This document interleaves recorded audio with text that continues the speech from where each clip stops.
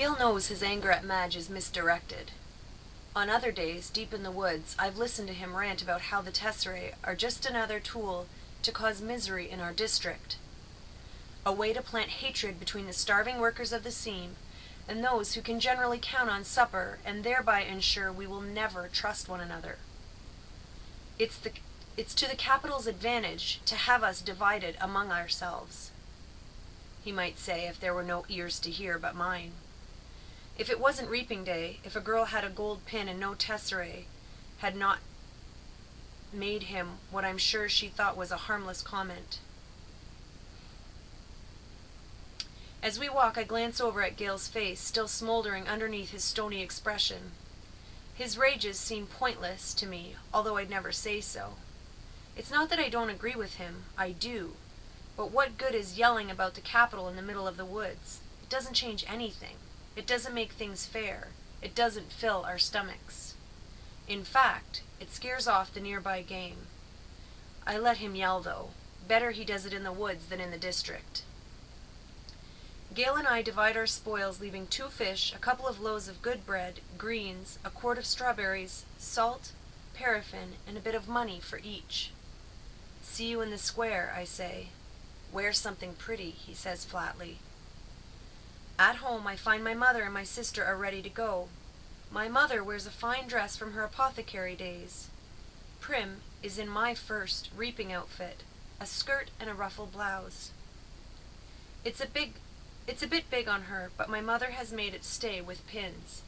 Even so, she's having trouble keeping the blouse tucked into the back. A tub of warm water waits for me. I scrub off the dirt and sweat from the woods, and even wash my hair. To my surprise, my mother has laid out one of her own lovely dresses for me, a soft blue thing with matching shoes. Are you sure? I ask. I'm trying to get past rejecting offers of help from her. For a while I was so angry. I wouldn't allow her to do anything for me. And this is something special. Her clothes from her past are very precious to her. Of course. Let's put your hair up too, she says. I let her towel dry it and braid it up on my head. I can hardly recognize myself in the cracked mirror that leans against the wall. You look beautiful, says Prim in a hushed voice. And nothing like myself, I say. I hug her because I know for these next few hours they will be terrible for her. Her first reaping. She's about as safe as you can get since she's only entered once. I wouldn't let her take out any Tesserae. But she's worried about me, that the unthinkable might happen. I protect Prim in every way I can, but I'm powerless against the reaping. The anguish I always feel when she's in pain wells up in my chest and threatens to register on my face. I notice her blouse has pulled out of her skirt in the back again, and I force myself to stay calm. Tuck your tail in, little duck, I say, smoothing the blouse back in place. Prim giggles and gives me a small quack. Quack yourself, I say in a light laugh, the kind only Prim can draw out of me. Come on, let's eat, I say, and plant a quick kiss on the top of her head. The fish and greens are already cooking in a stew, but that will be for supper. We decide to save the strawberries and bakery bread for this evening's meal to make it special, we say. Instead, we drink milk from Prim's goat, Lady, and eat the rough bread made from the Tesserae grain, although no one has much of an appetite anyway.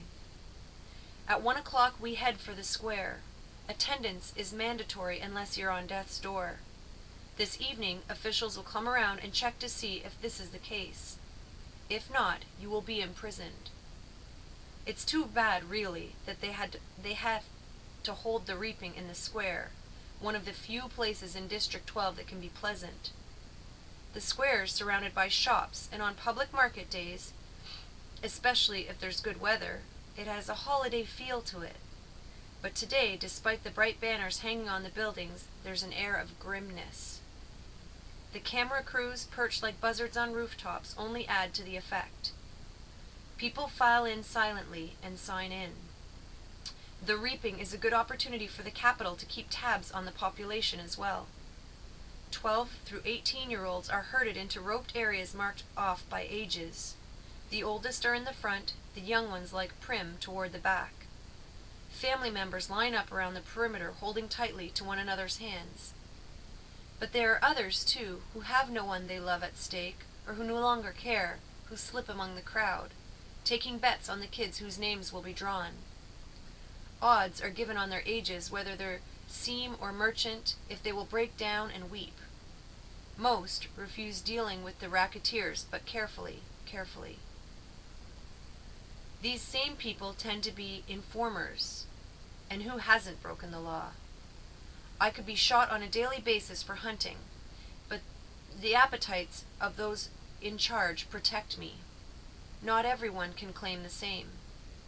Anyway, Gale and I agree that if we have to choose between dying of hunger and a bullet in the head, the bullet would be much quicker.